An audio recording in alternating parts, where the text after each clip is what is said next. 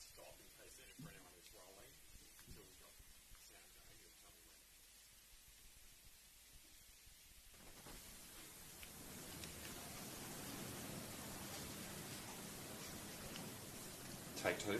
Take two. Okay.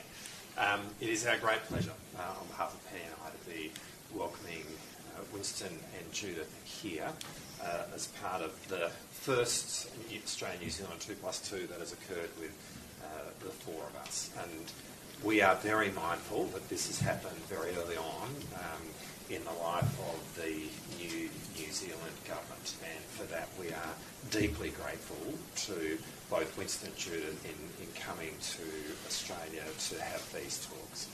When we think about our relationships with the community of nations, each of those relationships has a different character.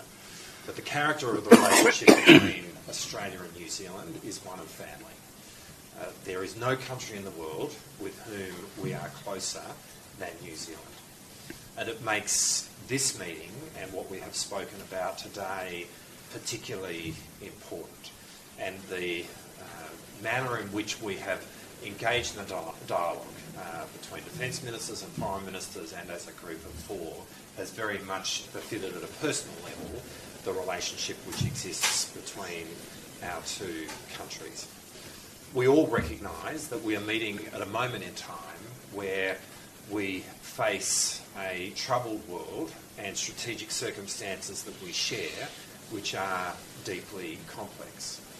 And in that context, there has never been a more important time to work with close friends, and we do not have a closer friend than New Zealand. Today, in my meeting with Judith, and again in our meeting as a four, we have committed to working much more closely together in terms of defence operations to give effect to deterrence. We have agreed to work much more closely together in terms of building interoperability and interchangeability between our two defence forces. In other words, we are committed to constructing two defence forces which are seamless in the way in which we are operating. We bring much greater effect when we work together than we do when we work on our own. And I think there is a huge step forward that has been taken today in terms of building that seamlessness. Core business, of course, for both of our countries is the Pacific.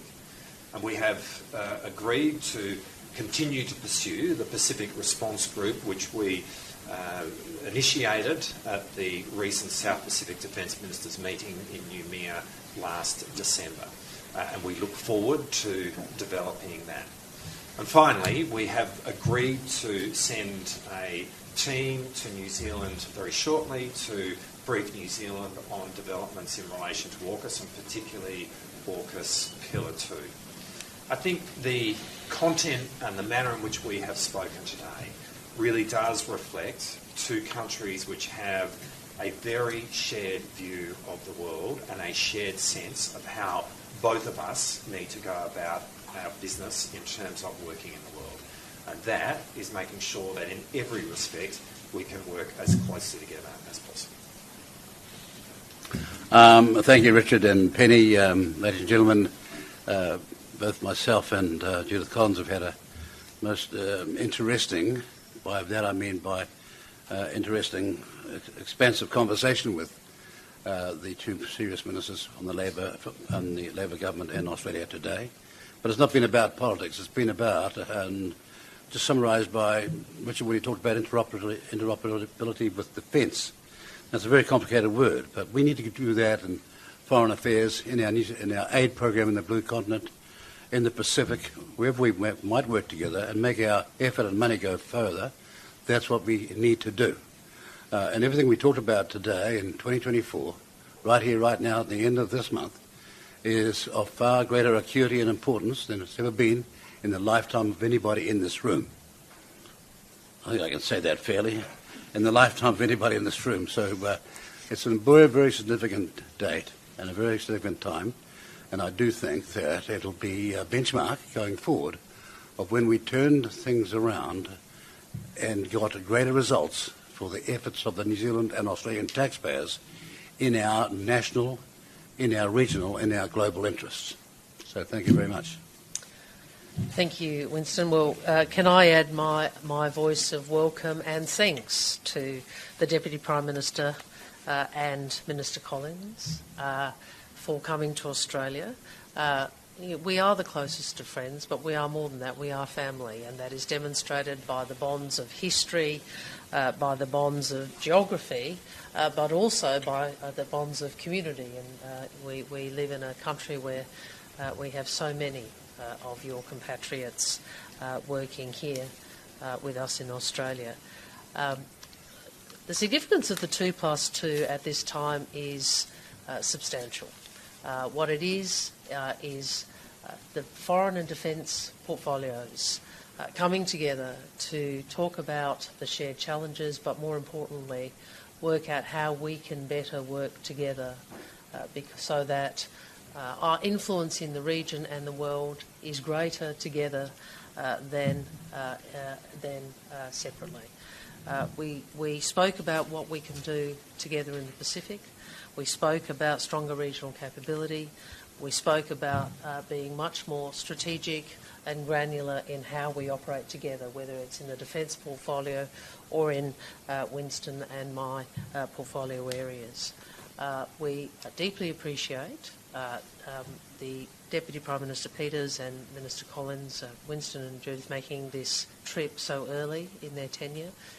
We do recognise what it says about the importance of this relationship.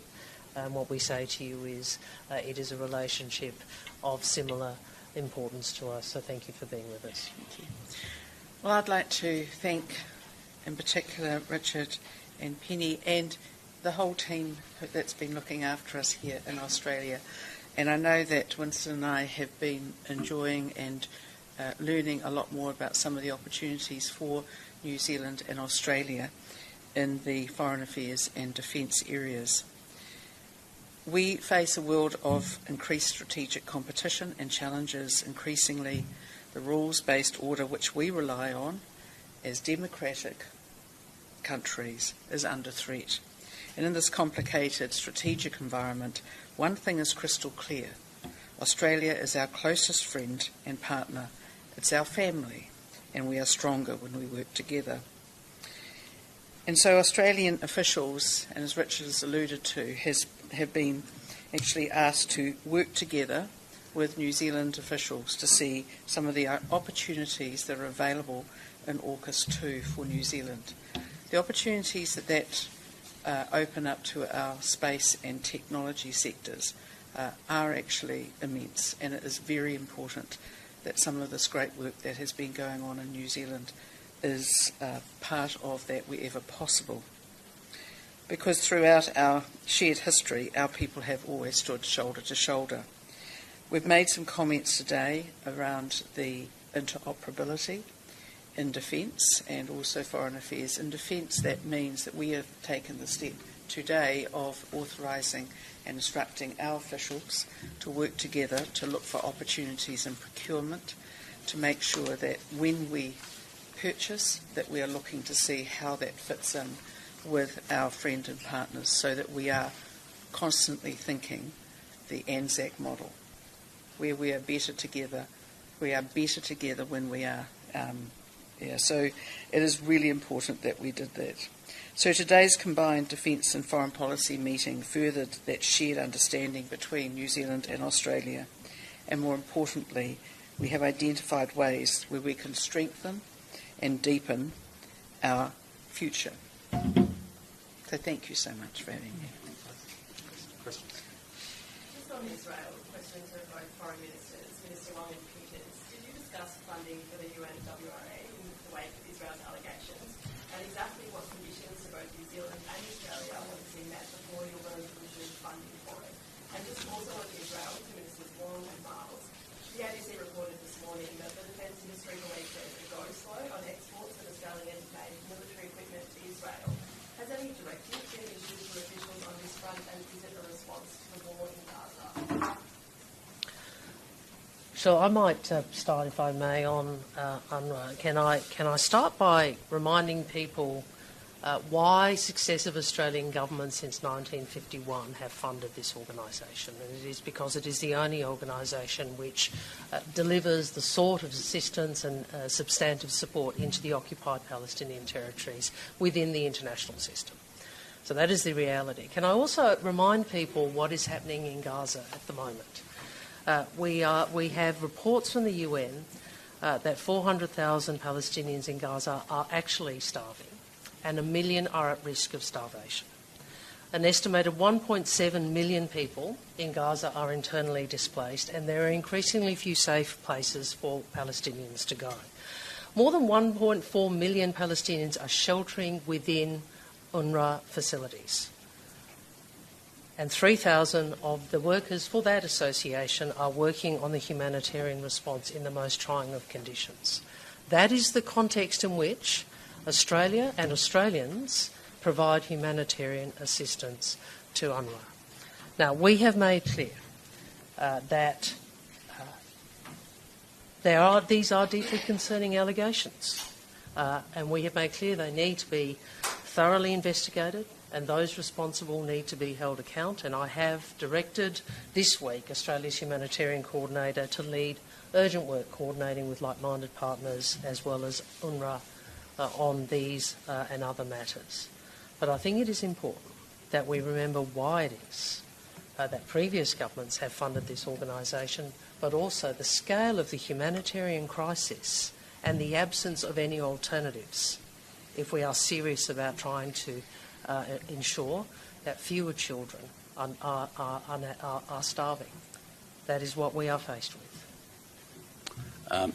You asked whether we discussed it, not in great depth is the answer, because... Sorry. Yes, we did, yes. to some extent. Yes, but because Australia has this position, and our position was based on the fact that you have 13,000 plus, probably many more, it's difficult to say, people working from that organisation in Gaza as we speak. There are so many hundreds of thousands of people desperate as to the results of their work and our humanitarian aid. But with the timeline of the tranche of our next funding, we had an opportunity, having heard the allegations, which we regard as deadly serious because the UN is investigating them, to find out what the UN's outcome of that investigation might be, in plenty of time for us to make, when our tranche is due, the next lot, in the middle of this year, a decision before that. And so we do not want to hear people rushing to the press saying New Zealand has stopped it, because we have not. I made it very clear from the word go that we had said we are looking at what this investigation means. Our timeline for the next tranche of our ongoing multi-million-dollar aid will carry on until we have made our decision, having had first the benefit of that investigation's evidence and findings. Perhaps just to answer the other part of your question. First, to be clear, there are no exports of weapons from Australia to Israel and have been for many, many years. Australia's defence export control regime is one which is thorough and detailed as it applies to defence exports or dual-use items to anywhere in the world. And in short, the application of that process takes time. Senator Wong, new sanctions on Myanmar introduced down the track. The national government has long called these measures. Why specifically that Australia shows now to act when others have Well, thank you. As you know, we have announced further sanctions today, and today, of course, marks 3 years since the coup in Myanmar, the date on which the Myanmar military overthrew the democratically elected government. And undoing it, not only a decade of progress, but a decade of progress towards democracy and stability that many people in the region, and many people here in Australia, cared deeply about. We have imposed further sanctions on 5 entities with direct links to the Myanmar military regime. We believe this sends a clear message to the regime, and we continue to engage, particularly with our ASEAN partners, on their approach to seeking to encourage a return to democratic principles in Myanmar. So we just choose to have these on anniversaries? No, we have, whether on Myanmar or other in relation to other human rights issues, we approach the world as it is. We seek to shape it for the better. We recognise that Australia doesn't dictate what happens in other countries, but we can influence. And part of that influence, not the only part, but part of those, is to utilise sanctions strategically, and that is what this does. And to the Australian ministers, you sent the team over to New Zealand to investigate Pillar 2 of AUKUS. Why specifically are you keen on New Zealand joining part of that deal, and what specifically can we offer up that interests you? Well, since the beginning of AUKUS, it has had two pillars, and there has been a lot of focus on Pillar 1, which is obviously Australia acquiring a nuclear-powered submarine capability jointly from the United States and the United Kingdom. Pillar 2, which is really focusing on the development of other advanced technologies, has received interest from other countries to participate in that, particularly countries from Five Eyes. It was an issue that we spoke about today in our meeting with Judith, and maybe Minister Collins might want to add to this. In our AUKUS Defence Ministers meeting, which occurred in California at the end of last year, our focus was particularly in respect of Pillar 2 and making sure that we are taking that forward. We want to see runs on the board in relation to Pillar 2 between the three countries, Australia, US and the UK, but in the longer term, we're open to the idea of Pillar 2 being open to some other countries who may be interested. In that context, we were keen to ensure that New Zealand is abreast of where discussions have got to between ourselves, the UK and the US in relation to Pillar 2, and that was the basis on which we're sending the team to brief New Zealand in the very near future. Is it a space program? Well, what can we offer us for deal? Well, of course, we have, for our size as a nation, population, we have quite an active space industry and also technology sector, which is involved with providing assistance to quite a few countries in terms of their defence areas, but also in terms of telecommunications and other areas. It is quite important when we're looking at Pillar 2 to work out quite what we can add, but also where that fits in. And I think it would be very helpful for the right people to come from Australia to see some of what we already have, and so that we can see whether there is something that we can add in there as well, which will be very useful to our space and our tech sectors. Minister Wong, this one's for you. Just something specific. Could you be a bit more specific about what you meant when you said our region would be reshaped, and particularly what role do you see New Zealand and Australia playing in that? I don't think it's, if you look at what I and many others have said over the last few years, I don't think it's any surprise to hear me say our region is being reshaped. I think, we often speak about having come to the government at a time of the most difficult or challenging strategic circumstances since the Second World War. I think we do live in times where the world, the region, is being reshaped, and Winston speaks very passionately about the importance of remembering our democratic traditions and our democratic values and interests, and countries which seek peace, stability and prosperity, the preservation of international norms and rules, a region in which sovereignty is respected, where we maintain the capacity to both agree and disagree. These are all attributes of a region that enables democracies such as ours to flourish, and we have a role in that. Obviously, we know the relations between the great powers, but we have a role in that, and we particularly have a role as we have discussed in the Pacific. And as I have said to Deputy Prime Minister Peters, I believe New Zealand has a lot of wisdom, a lot of history and cultural expertise to bring to the discussion of the Pacific, which is one of the areas, as we know, of greater contest now, greater competition. We know that. And we want a region that is stable. We want a region in which the Pacific family is responsible for regional security. We want a region that continues to develop, and we want to be part of that. And we want to work closely with New Zealand to those objectives. Thank you. Thank you. Excellent.